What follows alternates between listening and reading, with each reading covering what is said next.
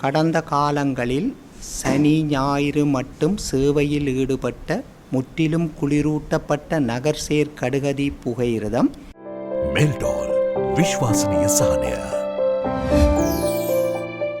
எதிர்வரும் 7ஆம் திகதி தொடக்கம் தினசரி சேவையாக கல்கிஸ்ஸையிலிருந்து காங்கேசந்துறை வரை சேவையில் ஈடுபட இருக்கின்றது.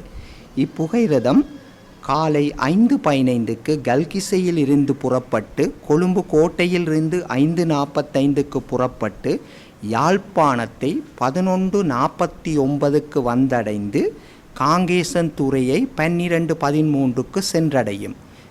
மீண்டும் இப்புகையிரதம் மாலை 1:30க்கு 13:30க்கு காங்கேசன்துறையில் இருந்து புறப்பட்டு யாழ்ப்பாணத்தில் இருந்து 2:15க்கு புறப்பட்டு கொழும்பு கோட்டையை 8:33க்கு சென்றடைந்து கல்கிஸ்ஸையை இரவு 8:58க்கு சென்றடையும்.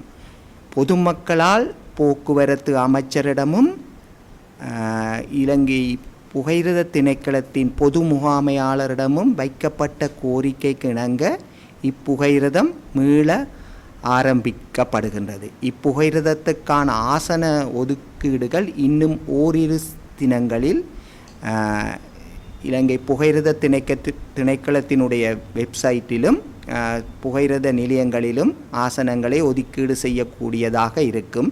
இதுவரை காலமும் கொழும்பிலிருந்து 5:45க்கு புறப்பட்ட யாழ்தேவி புகையிரதம் எதிர்வரும் 7ஆம் தேதி தொடக்கம் 6:35க்கு புறப்படும்.